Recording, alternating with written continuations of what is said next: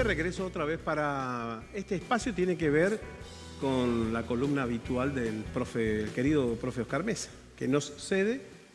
Ahora el profe no solo es columnista, sino también es productor. Esta historia es así. Querido profe, gracias que está ahí detrás de cámara, porque nos trae a dos prestigiosos abogados, ¿sí? Que seguramente vamos a aprovechar nosotros la estancia de ellos aquí en este espacio. Está el querido doctor Julio César García. Hola Julio, buenas noches. Buenas noches, ¿cómo les va? Agradecerle a ustedes por el espacio, la invitación, a Oscar especialmente y siempre al medio que está predispuesto para estas cuestiones. Doctor Carlos Díaz, es un gusto, ¿cómo le va? Buenas noches. Un gusto, bueno, no como subsecretario en este caso, sino como abogado que tiene que ver con la masacre de Rincón Bomba, Julio. Sí, yo siempre reivindico como un lugar pasajero la función pública y reivindico el rol del abogado litigante, del abogado de litigio. Y eso para mí es importante en una democracia, en un régimen de libertades, no es un dato menor.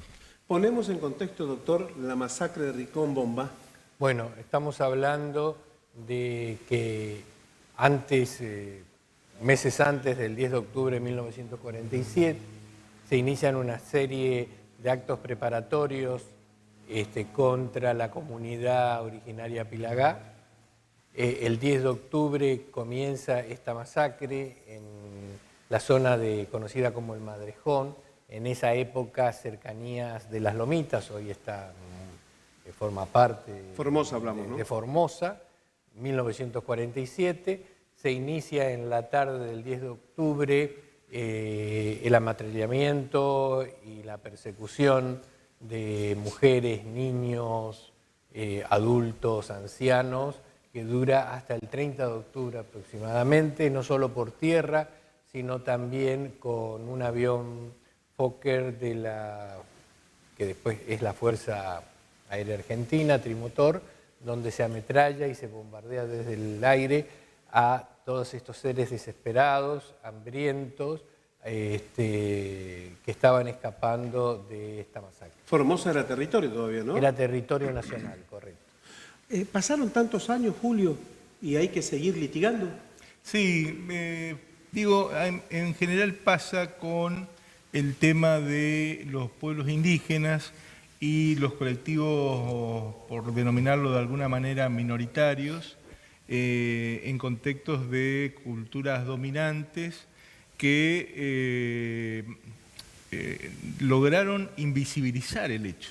Digo, la invisibilización del hecho, la negación por parte del Estado, que fue una cuestión que mantuvo de manera decidida la representación del Estado, para sorpresa nuestra, para sorpresa del juez. El juez refiere claramente el rol del Estado en este caso. Estamos hablando de delitos de lesa humanidad, estamos hablando de genocidio, estamos hablando de personas, niños, mujeres con hechos individualizados, genéricos e individualizados, de saña, de actos de crueldad, que por una decisión de distintos actores se logró traer a los estrados judiciales de la provincia de Formosa, básicamente a la Justicia Federal de Formosa, en el año 2006, después de un trabajo de investigación que hicimos de casi un año, con algunas resistencias incluso de distintos actores, actores políticos, actores académicos, científicos. Casi 60 años después. Después, exactamente.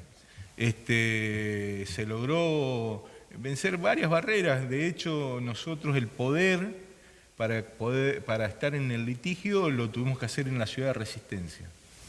Me presenté yo en representación del pueblo Pilagá, porque el pueblo Pilagá no tenía personería, había temor reverencial a iniciar la acción. ¿Tantos años después? Sí, sí.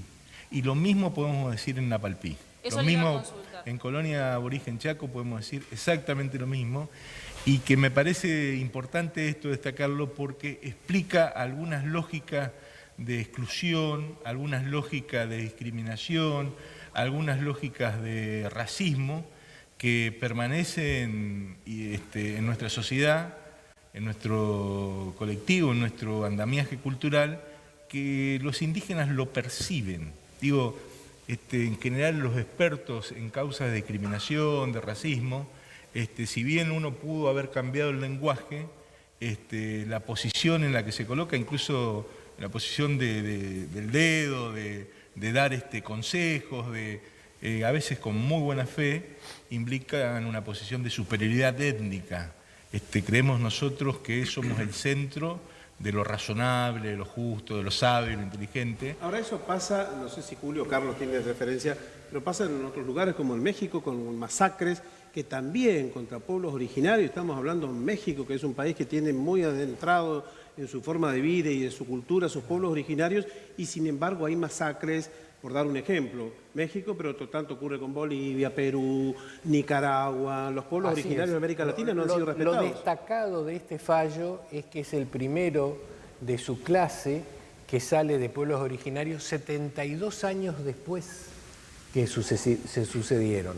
Hay fallos por genocidios indígenas en América Latina, pero que se produjeron en los años 80, 90, pero estamos hablando de 72. O sea que sienta jurisprudencia todo esto. Así es el primer caso en América Latina y no tenemos referencias, pero creemos que en otros continentes, como en el caso de África, también es el primer fallo de esta imprescriptibilidad de larga data de los crímenes de lesa humanidad. Y estamos próximos inclusive a tener la sentencia del caso Napalpí. Sí. Estamos hablando de 1924. Pero esta invisibilidad de este tipo de crímenes se da no solo en el tema de los pueblos originarios. Sucedió en el juicio que intervenimos nosotros por las víctimas del bombardeo de Plaza de Mayo en 1955. Era casi un caso que no se hablaba. O sea, increíble que un bombardeo en una ciudad abierta como Buenos Aires, sin declaración de guerra, vayan los aviones y empiezan a bombardear y hubo un costo casi de 2.000. En ese caso era la Marina, ¿no? En ese caso fue la Fuerza Aérea y la Marina. Estaba el icónico de esos tiempos, el Almirante Rojas. Exacto. Estaba exacto, el Almirante Rojas, atacaron Casa de Gobierno desde el edificio de la Marina, del Ministerio de Marina en ese momento.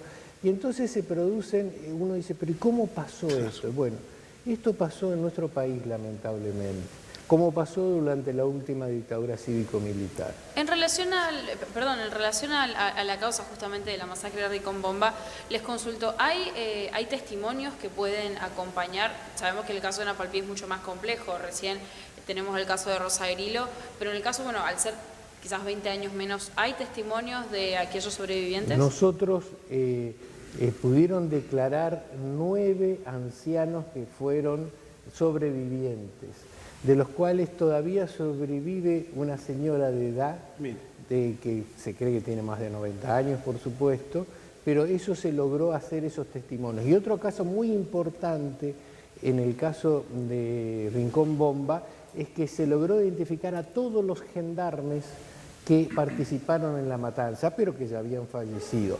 Se logró identificar a la tripulación del avión que bombardeó y ametralló. Incluso se lo trajo a juicio y se lo llegó a procesar al comandante del avión.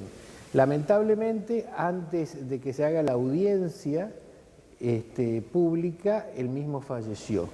Pero también hay otro caso que realmente es importante, a la cual te pido que te refieras, el caso del que fue juez federal de la ciudad de Formosa y camarista federal acá en Resistencia, ¿no? A ver, Julio. Claro, Leandro Costa. Leandro Costa nosotros logramos, gracias a la ministra Garré, que era ministra de Defensa en ese entonces, y su secretaria, me estaba acordando, Cristina Camaño,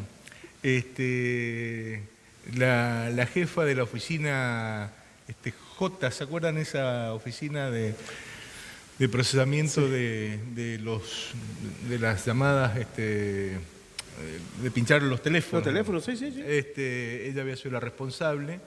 Logramos que remitan, con órdenes muy precisas de la ministra, remitan al juzgado federal los legajos, que había que salvar la ley de inteligencia y de preservación de información secreta. El secreto de Estado se levantó para eso. Se logra remitir la causa y había un expediente a nombre de Leandro Costa que tenía unas felicitaciones por haber matado a 15 indígenas.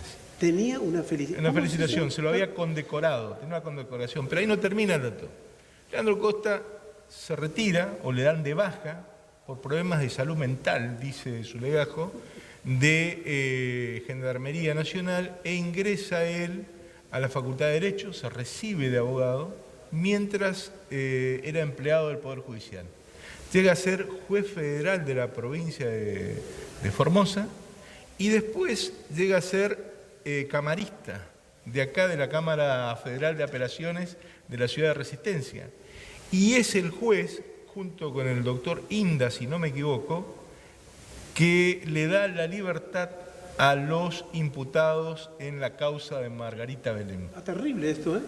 Digo, lo que en realidad descubre la matriz de la lesividad de los derechos humanos no es una matriz de casualidad, sino de sistematización de algunos actores que el propio Estado cobija.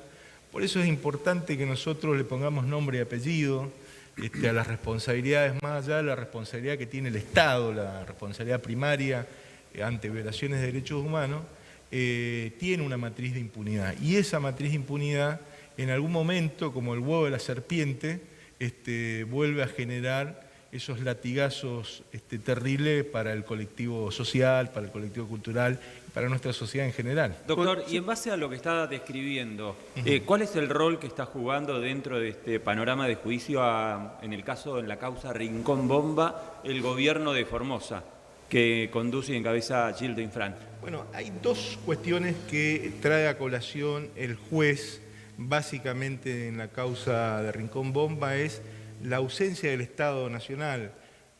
Yo veo que en causas de lesa humanidad, referido a lo que fue el terrorismo de Estado en la década del 70, el Estado se presenta como querellante, Estado Nacional.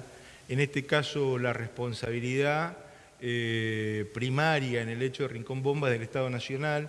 Nosotros en la causa nos opusimos a la intervención de Formosa como demandado porque creíamos que no tenía responsabilidad en el hecho y así lo entendió el juez, en la sentencia eso está claro, pero sí la responsabilidad del Estado Nacional en el hecho y después en la ausencia absoluta al lado de las víctimas, los afectados, los familiares del pueblo Pilagá, que la verdad para nosotros no es un dato menor y que el juez no lo dejó menos mal pasar. que no lo consultamos a Oscar Aguad, ¿no? No, desde el punto de vista técnico-jurídico, la provincia de Formosa no es responsable de ese hecho porque en 1947 era territorio nacional. No, pero yo hablaba, recién en doctor, 1955... Claro, yo me refería en la actualidad, si colabora, si hay predisposición del gobierno de Formosa. Nosotros del gobierno de Formosa no hemos tenido ni un sí ni un no, digamos, en el tema. Ellos no participaron de la causa por esta circunstancia. El gobierno nacional las llamó, ¿no es cierto? Nosotros nos opusimos por esta circunstancia porque era una medida dilatoria. Pero además hay que destacar lo siguiente. Estamos hablando del juicio y es la misma matriz, del bombardeo de Plaza de Mayo, estamos hablando en el caso de Napalpí y de Rincón Bomba. En estos dos últimos casos, el Estado Nacional negó que los crímenes sean imprescriptibles. Claro. O sea, que se llevó al absurdo que entonces en el año 1926, como de acuerdo al Código Civil, las indemnizaciones de daño y perjuicio tienen que hacerse dentro de los 2 años de producirse, si no prescriben. Entonces, el 19 de julio de 1926 prescribía lo de Napalpí. O sea, como si los pueblos originarios hubieran podido tener la capacidad y la protección para hacer la demanda. Lo mismo en 1949 con el tema de Rincón Bomba. Carlos, vamos a seguir con el tema. Julio, han sido muy amables, caballeros, por estar hoy aquí, ¿eh? Gracias, No, muy agradecemos, amable. agradecemos. El tema es que la historia debe poner en su justo medio todo este desaguisado por la cual vivió el país, así que lo vamos a volver y gracias por ese trabajo que hacen ustedes, ¿eh? Muy amable.